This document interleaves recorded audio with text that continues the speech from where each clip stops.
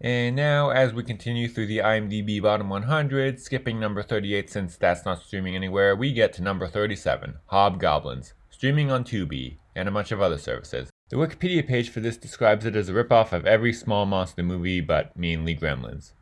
Were there other small monster movies that weren't ripping off Gremlins?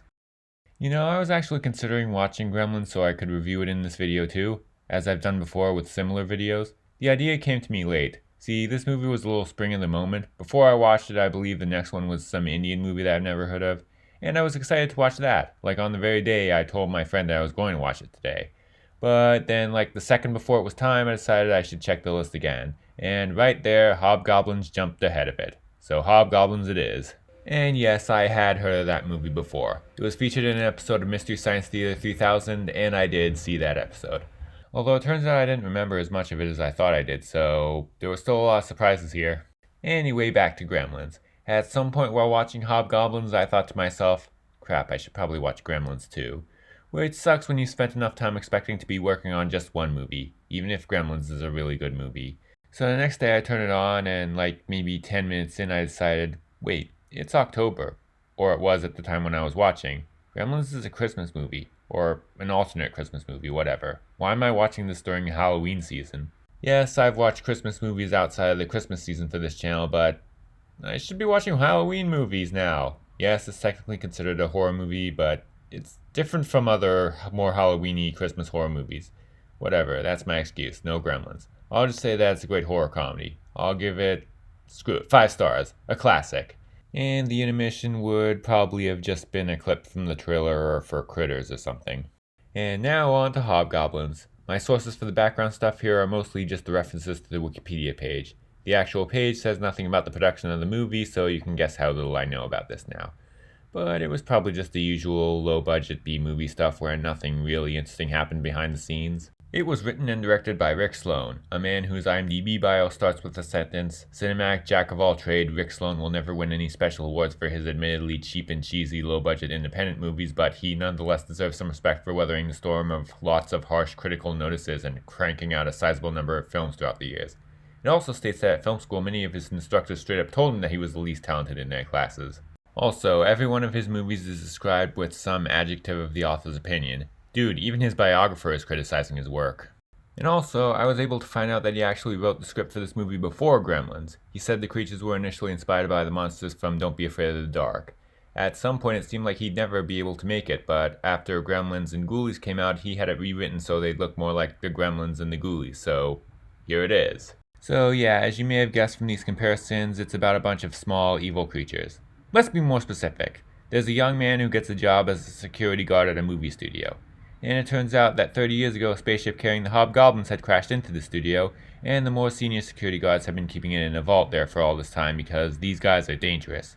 And guess who accidentally lets them loose? To this movie's credit, the Hobgoblins do have something interesting that actually sets them apart from the Gremlins and probably the Gremlins ripoffs. They actually have the power to make people's greatest desires come to life, including by materializing people and situations out of thin air.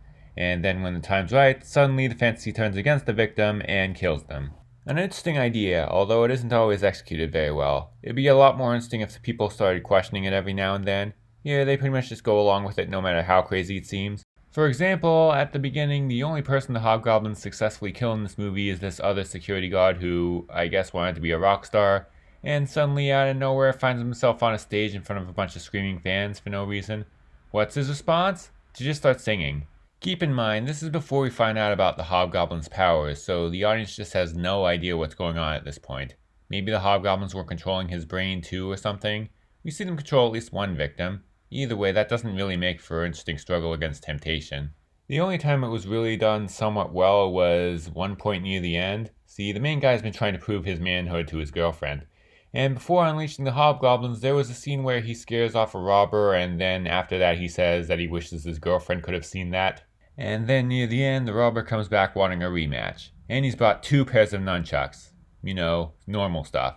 And the security guard beats him in a nunchuck fight in front of his girlfriend, but then the criminal pulls out a gun. And then one of his friends attacks the Hobgoblin who is hidden from everybody, and the criminal disappears. See, now that's something. Surprise us! The creatures themselves look really fake. They're done to a bunch of unconvincing puppets. When they physically attack somebody, it just looks like the person's just swinging around a plush doll. Right after being freed, they all go right to the house where, coincidentally, all of the security guards' friends are having a party. And seemingly no other house. And even when they're out of the house, they don't even bother to attack anybody else outside of this friend group. And they still can't kill even one of these friends. Yeah, Tubi lists this as being rated R, so I was expecting more violence. Probably more violence than the Mystery Science Theater cut. But no, the violence is limited to just that one guy at the beginning and a bunch of hobgoblins dying bloodlessly. IMDB lists this as not rated, so I'm guessing Tubi just estimated, probably thinking that just because it was a popular B movie it must have R-rated content. There's very little violence, no nudity, no on-screen sex. I think there was one F-bomb. Wikipedia points out that a big part of Mystery Science Theater's riffing points to its gratuitous vulgarity. And yes, there is admittedly a lot of suggestive stuff, but nothing too graphic for the PG-13 rating. But whatever, back to the actual critiques. The Hobgoblins' inability to do anything to anybody here is made even more pathetic by just how dumb these people are. For example, one of them comes to the party after the Hobgoblins have come and are attacking everybody, and he sees all the chaos through the window and thinks it's some sort of dance, and for some reason he thinks it looks kinky. Truly, nothing sexier than running for your life. Another friend, the nerd of the group, is in a fantasy where a woman from a sex line he's been calling appears at the house and wants to do him for real. And despite the fact that he knows full well about the Hobgoblin's power, he goes along with it. She takes him to her car and drives him up to a cliff. Then she gets out of the car and tries to push the car off the cliff, and the guy just sits there, excited for the sex. Like, what do you think is going to happen? She's going to do you from way behind? And before you bring up what I said about how the Hobgoblins may or may not be able to control the victims' minds, he does question what she's doing enough to prove that he has some kind of control over himself. Just not enough to look like he has an IQ over 0. And even after the Hobgoblin's gone, he still needs somebody to tell him that the girl wasn't real. Meanwhile, the only official time somebody had their mind controlled, she came back to her senses right after the Hobgoblin dies. I thought nerd characters were supposed to be smart. Anyway, the movie is a horror comedy, with a lot of the same vibes as Gremlins, except the creatures' antics aren't nearly as cartoony. Although there are some cartoony scenes. The main ones that come to mind are actually 2 times when a couple go into their van to have sex and the van rocks, and it's accompanied by these wacky sound effects. I've never even done this before. It was an unfair match. You looked really pathetic. The movie's not really that funny, and it sure as hell isn't scary, but it's still watchable at least. It feels like if they had a bigger budget and only slightly better writing, this could come out to be something decent. Even in its current form, it's almost fun. The main character's arc proving his manhood is nothing new, but it's still sort of interesting. And there are some other interesting ideas in here. Like there's this one prudish character, and it turns out her fantasy is to be a dancer in a sleazy club. There's probably some interesting statement about her repressing her more impure desires that the movie just doesn't explore enough. But there's also a few filler scenes. Like at said sleazy club, they show the band that plays before the girl goes on. As in, they show the entire song that they play. And there's also a part where the main character gets into a fight with his friend where they are using gardening tools as weapons in what the Wikipedia plot summary describes as a long, protracted, repetitive scene.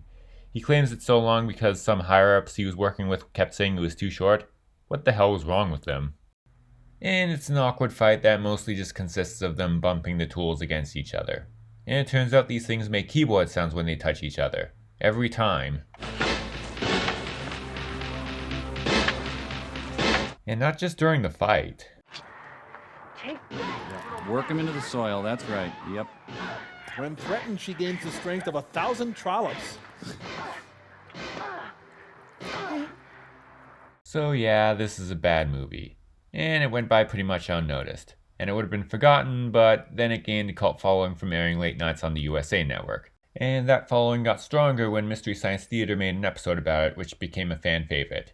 Even director Rick Sloan was a fan of the episode, until the movie's credits where they just spent the whole time attacking him personally. Come over here, Rick Sloan's out here and he needs a little help. Are you, in fact, a total idiot? Say yes. Yes, I am an idiot, that is correct.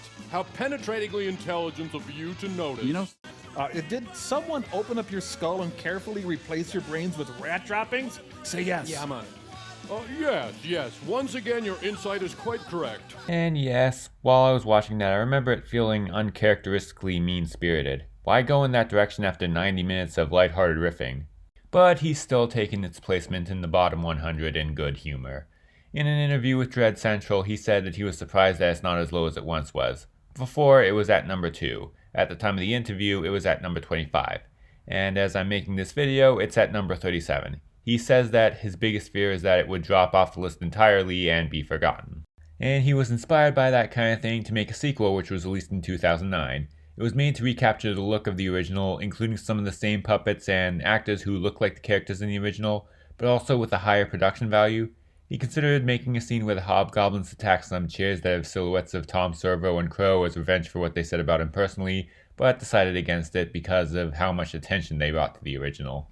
Anyway, in conclusion, this is a bad movie, but still watchable, partly because of its low-budget charm. I respect it more than a lot of the bigger movies on this list. Those big studio movies have no excuse being as bad as they are. This is a nonsensical B movie, but also a relatively fun one. Most of the fun is unintentional.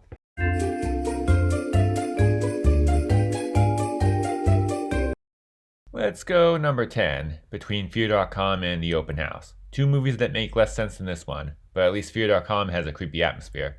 Actually, The Open House is too high. Okay, so The Open House is at number 14 now, the new lowest of all the 1.5 star movies. Let's put Hobgoblin at number 13. That's good.